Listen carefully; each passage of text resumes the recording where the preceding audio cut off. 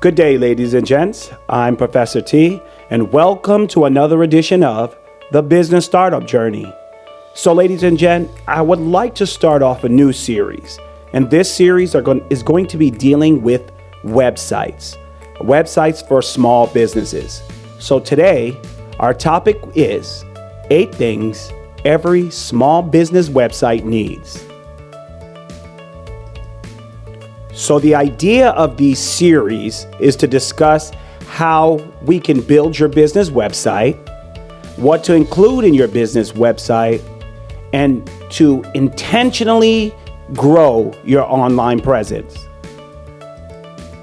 So this podcast series is based off of a blog that I've wrote for my website. So if you do have a chance and you want some additional resources, feel free to log on to my blog, and I'll include that in the notes below. So the idea of the blog is to help small businesses understand what to include in their small business website. All right, so let's get started. So ladies and gents, a strategic business website. Now, this is a website that gets traction and really has a stronghold on the World Wide Web. In order to do that, we have to follow the Google guidelines. And a strategic business website should include the following.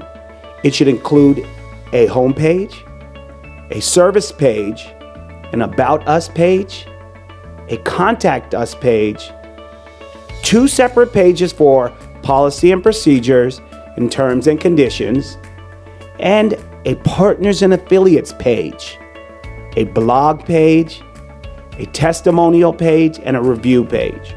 Now, I know that was a lot. I know it was a lot. But don't worry, we're going to go through it one by one and discuss how and what we should include in these pages. So before we jump into that, I want to talk about 2 areas of your website. We're going to talk about building a website and managing a website. Now, both of these areas are good and necessary and vital for your survival. So many people build a website not understanding that you need someone to manage the website to make sure certain things aren't happening in the World Wide Web. Building your website should follow the Google guidelines to explain what you need to do before you start the visibility process. Managing a website you need a specialist to manage the process while allowing you to do the things that business owners need to do, such as work in your business. So what is that manager for your website doing? Well, 1, he's making sure the website is continuously updated, because once those plugins or the database becomes outdated, your website will no longer function. Number 2, the manager is also making changes to your website at your request. Number 3, that manager is monitoring your website regularly for consistency, for speed, for any type of hacking, any issues, and anything to do with your hosting. In the event that you decide that you do not need a manager to manage your website, then you're putting your website at risk for all kinds of intrusions, because that's what the World Wide Web is made of. There are groups of people that work against us to try to infiltrate our website and bring us down. And that website manager will really prevent that from happening. Earlier, I gave you a list of all these different pages that should be included in your website. So now what I'm going to do is talk about each of these pages individually so we all understand what we need to do. So the first page we'll be discussing is the home page. So your website homepage is your grand introduction to your business. It determines the direction of a potential customer and whether you will be doing business with them. So we want to make sure that we put our best foot forward and we understand the concepts needed to build that website. The homepage should showcase professional stock pictures that relate to your business. There are so many different resources online that you can purchase stock pictures or get even 5 to 10 free ones when you sign up for their subscription.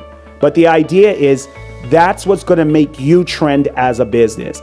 That's what's going to make you competitive to all those other businesses out there. The very first paragraph of your homepage should be the introduction paragraph. It should explain what your business is doing in 30 words or less. The customer should understand what your business is instantly, and the picture should be extremely engaging. So that's the first technique when you're building that homepage. Our experts at Montfichet & Company, we recommend a minimum of 500 words listed throughout the homepage. Why so many words?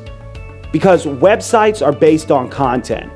The more content you produce or introduce into your website, the more likely your website is going to increase in its ranking. So the idea is to write, include keywords, and we'll talk about that also in a later broadcasting keywords. But write, and if you can't write all of it on your own, then it is a good idea to find help. There are resources out there where you can hire someone to write for you, or there's resources where you can hire someone, or you can get someone to do it for free. The next page we'll be discussing is the services page. The services page describes what your business has to offer. Now that's important. The whole idea of this page is to discuss what your business has to offer. Now, just like the other homepage, your services page should have professional stock photos that are specific to your industry. This is a great way to connect your business website with potential customers. Show them how you are related to the world itself. So just like the homepage, the experts at Montfichet & Company, we recommend a minimum of 500 words directly written throughout the business service page. So that's 500 words. And remember, the concept remains the same. The more information you have, the more likely your business is going to be ranked. But we also encourage you to include photos, audio, and motion. So those are 3 areas that we're going to talk about. The photo portion relates to the stock photos. Stock photos are professional photos. So as much as those you can include in your website, the better, more you're able to connect with your client. The second one, audio. Any form of audio would work, but the best way is to be included on a podcast or someone else's radio show. Those are easy ways to connect the audio with your audience. And the third part is the motion. And the motion, when we say that, we mean videos, some type of motion pictures. And normally, what works best for me in my business is we create the video, we upload it to YouTube, and then we allow it to host on our website. This allows us to connect with every other entities out there through the use of YouTube and through the use of our website. The easiest way to create a video that connects with your potential clients that visit your website is to create a 15 to 30 second video that briefly explains what your business has to offer. Now invest in a professional video. Make sure it's one that you can use throughout your website, but it's meaningful and impactful. The most important part of your website is the About Us page. Why do customers want to know about us? Why? Customers want to know who they're working with and what experience they bring to the business. And the best way to do that is to explain your backstory in the About Us page. Your backstory, or understanding your business's backstory, is a great way for anyone to understand what your business is, which is why the About Us page of the business website is so crucial. Use this page to list all your team members, their positions, or their responsibilities. Also include your vision statement for your business and your mission statement for your business. Just like all other pages of the website, the experts at Monfichet & Company recommend a minimum of 500 words written throughout the About Us page. The Contact Us page is the next page we will talk about. It is crucial and highly recommended that all businesses, especially small businesses, create a Contact Us page. This is a guideline initiated by the Google algorithm. When the Google algorithm crawls your website, they're looking to make sure that you're providing contact information. The contact information should list the business's name, address, phone number, and email. They use an acronym to make sure that this is being met. That acronym is called the NAP information. So make sure that you're displaying that NAP information on your Contact Us page. Now, some people feel, I don't have an address, so I'm not going to list the address, and I'm going to list my personal phone number. So we recommend that you use a virtual address or a business address.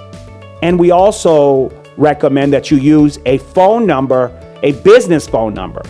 There are companies out there where you can purchase a business number strictly for your business. This is the best way to put your business foot forward. The business email is the next one that we're going to talk about.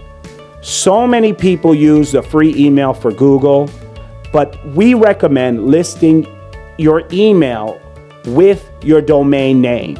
So if your company's name is Monfichet & Company, then your email should be, such as mine, jthomas@monfichet.com. This would be considered the business name, and it's so vital to give your business the look and feel that will make you profitable in the long run. The next two pages are the policy and procedures and terms and conditions. These are standard on every professional website. The privacy policy is a legal document that informs the user that the owner of the website gathers, uses, discloses, and manages a user's data. This is important because it's required by law. The terms and the condition operates as a legal binding contract between the business and anyone who uses the website. There are standard written documents that you can use on there. So if you don't use a professional lawyer to create it, make sure that you're using a standardized template that works best for you. And you'll know what works for your business. You just need to take the time to figure out what needs to happen and how to get that listed on your website. The partners and affiliates page is the next page we're going to talk about. This is your opportunity to show who your business is connected to and who your business does business with. Creating this page not only links a business partner's website, but it also displays the business logo. So that's what's recommended. Create that partners and affiliates page, put that business logo on there, and make sure it's linking to them.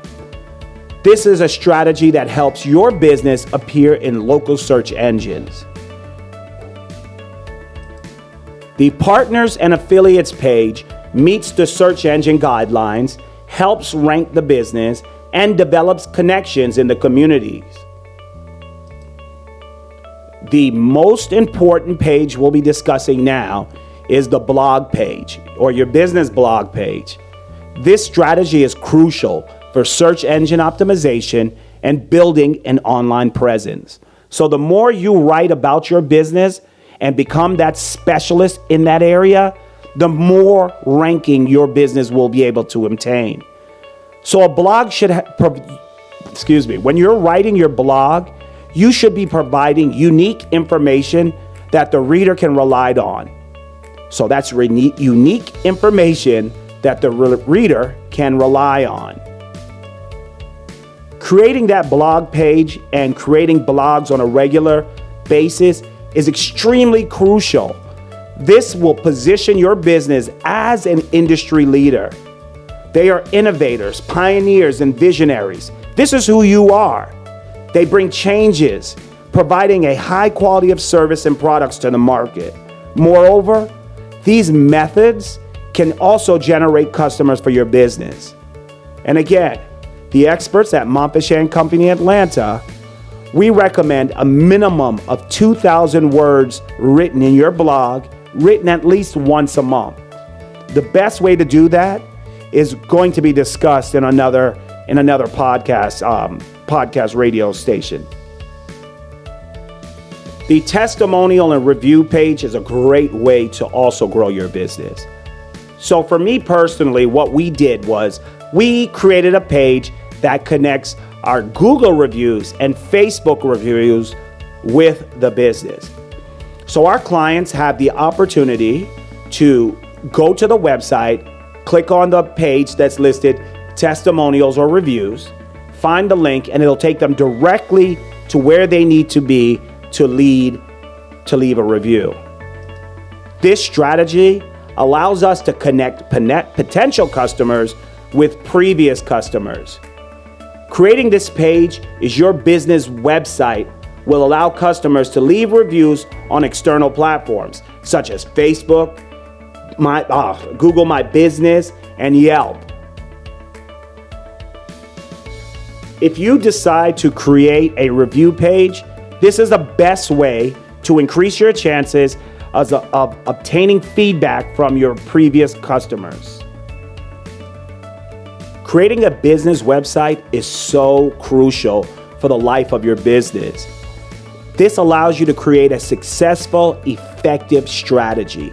And the strategy should be geared towards 3 different areas. 1, Google search engine. 2, the goal of a business website. And the third one is your online service. Build a business website that adheres to the search engine guidelines. Gain the attention of the algorithm and attract customers to your business website. Increase or grow your business online presence through our solutions. So guys, we made it through the first of the many series. So what we should be taking back from this is that a strategic business website should include the following: a home page, a service page, an about us page, a contact us page, 2 separate pages for policy and procedures and terms and conditions, partners and affiliates page, a blog page, and a testimonial and review page. I get it, guys. I know it sounds like a lot. And I know it seems a bit overwhelming. But what I'll do is I'll take you through each and every one of these pages so that you can understand what should be included and how to format it. But the biggest the biggest opportunity is going to make sure that you have enough content for each page. Most of the time, that will include research. All right, guys, listen, thank you for tuning in to another episode of the Business Startup Journey. I hope that the information I shared with you will help you on your journey to building a website. And yes, I need a website. And where do I begin? Thank you. I'm Professor T, and this has been another episode of the Business Startup Journey.